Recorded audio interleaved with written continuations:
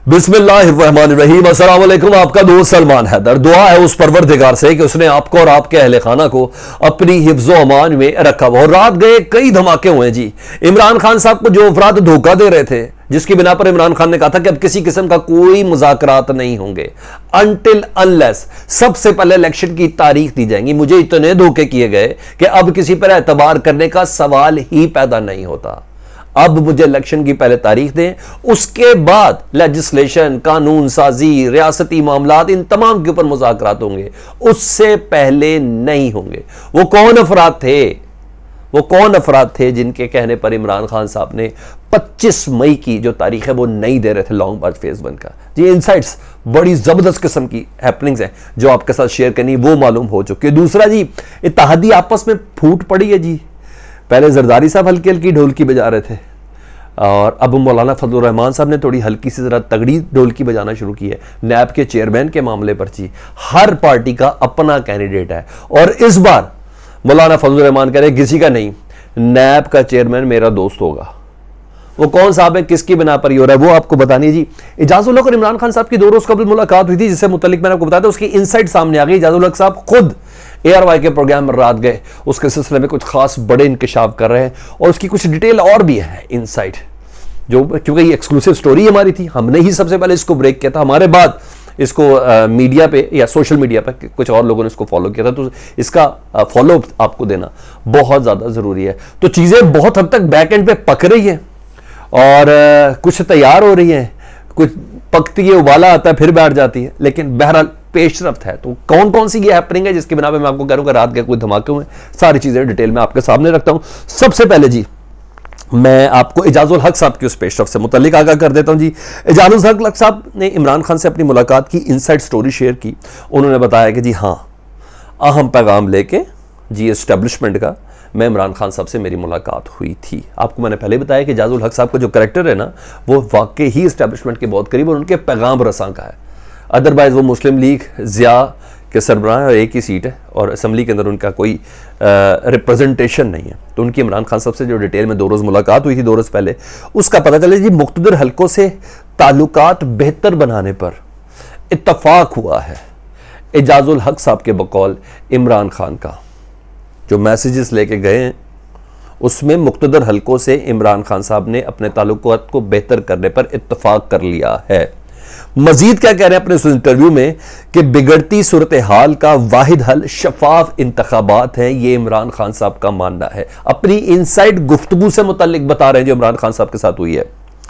वो बता रहे हैं कि इमरान खान कहते हैं इजाजुल हक साहब को कि अफवाज पाकिस्तान की बहुत कुर्बानियां हैं और मैं उनकी दिल से इज्जत करता हूं, मगर हमारे दौर का इस इंपोर्टेड हुकूमत के दौर से मुवाजना करना बड़ी ज्यादती होगी, किसी तौर पर भी नहीं है। इजाजुल हक साहब मजीद कह रहे हैं कि जब इमरान खान कह रहे हैं कि मुवाजना कोई नहीं है ना, तो उनका यह कहना था इजाजुल हक साहब का कि अब इमरान खान और मुख्तदर हलकों में बर्फ पिघलना शुरू हो गई है और इसके नतायज कब मिलना शुरू होंगे वो भी आपको बताता हूं जी।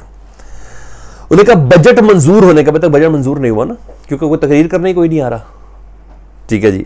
बजट मंजूर होने के बाद मुस्बत पेशरफ्त शुरू हो जाएगी इमरान खान और मुख्तदर हलकों के बीच में। याद है मैंने आपको कल रात के व्लॉग में कहा था कि सिर्फ ये बजट है, IMF का प्रोग्राम है, शहबाज शरीफ साहब खुद ही डेट अनाउंस कर देंगे, खुद ही कह देंगे जनाब नेक्स्ट इलेक्शन की तारीख क्या। बस मेरे से इतना ही मेरा रास्ता था, वो पैकेज का हिस्सा था। केसेस ख़त्म कराने थे, नैब के कवानीन ख़त्म करने थे, बैनुल मुवालिक मुमकिन पाकिस्तान के वोट का हक ख़त्म करना था, ये सारे उस पैकेज का हिस्सा था जिसकी बिना पर मैंने ये कुर्बानी दी और मैंने हुकूमत संभाली थी।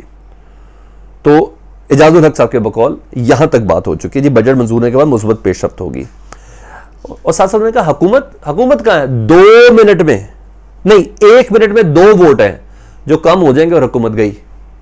जी हाँ, वो जो 2 वोट है ना जिसकी बिना पर मौजूदा हुकूमत अपने इत्तेहादियों के हमरा खड़ी हुई है, उन्हें कहा 1 मिनट में, 1 मिनट से मुराद एक सिंगल कॉल ही है ना, कुछ नहीं तो कुछ नहीं, बाप पार्टी और MKM को एक कॉल आ जाए तगड़ी सी, हाँ जी तगड़ी सी को कॉल हो जाए, खत्म हुकूमत, फिनिश।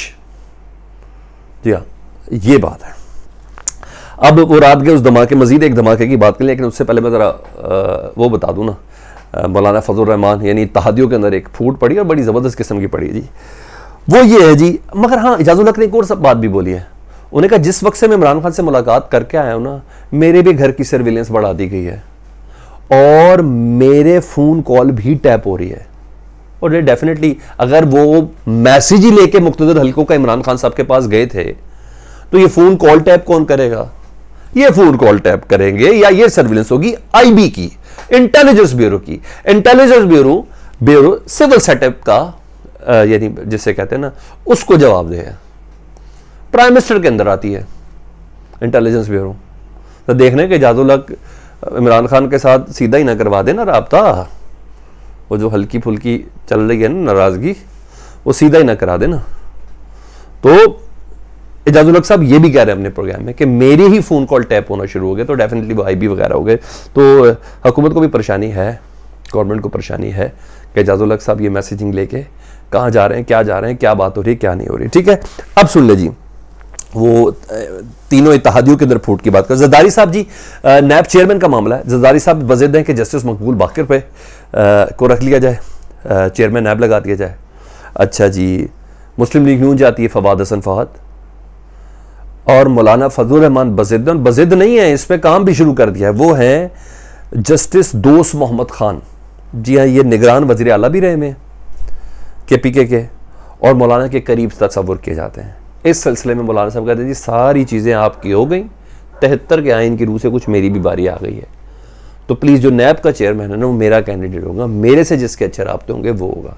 तो इसके ऊपर इस वक्त छिंज पड़ी है और मैं आपको यकीन दिलाता हूँ जी, इस बारी मौलाना साहब ना ये सीट लेके ही हटेंगे, इसके अलावा नहीं होंगे, क्योंकि उस पर बहुत ज़्यादा टेंशन हो गई है।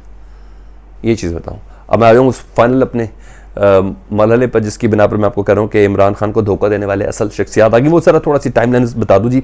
अच्छा, इमरान खान साहब बार बार कह रहे थे ना मुझे धोखा दिया गया है, मैं अब धोखा नहीं खाऊंगा। उन्होंने कहा मुझे मुज़ाकरात की टेबल पर तब आऊँगा जब पहले इलेक्शन की डेट अनाउंस की जाएगी। जी हाँ, इमरान खान को धोखा देने वालों का अंदाज़ा इस बात से है जिसकी बिना पर इलेक्शन की तारीख ले रहे थे।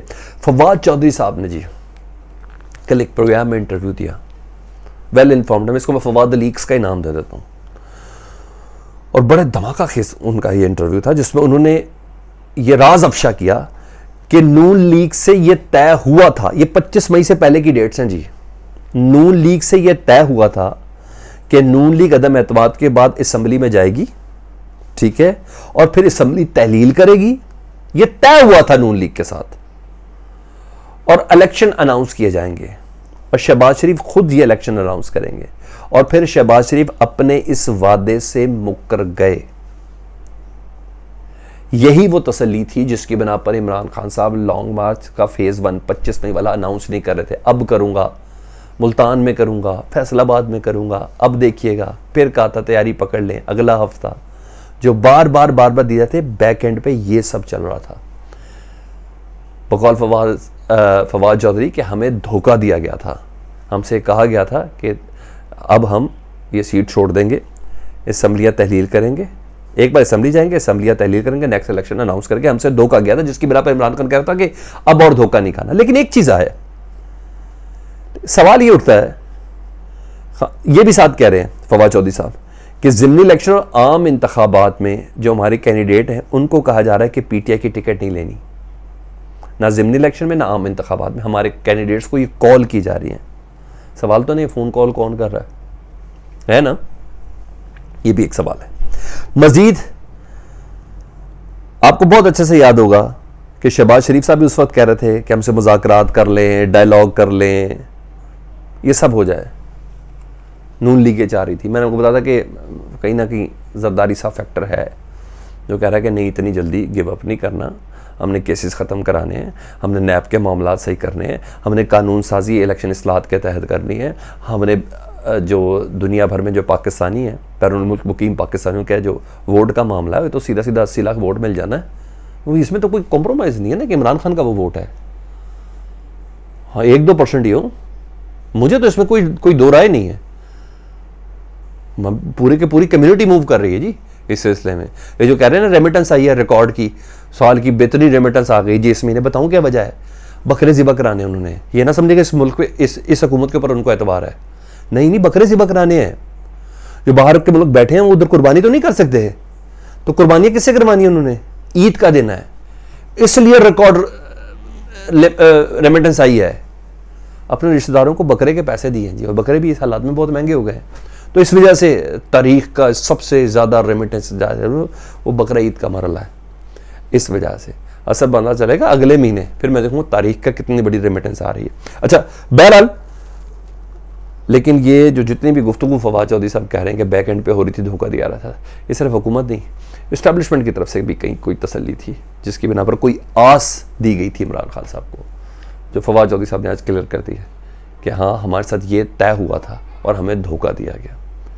फीडबैक से मुतालिक जरूर आगाह कीजिएगा। अपना बहुत ज़्यादा ख्याल रखें। चैनल देखने तो सब्सक्राइब करते हैं। अल्लाहुम्मा सल्ली अला मुहम्मद व आले मुहम्मद।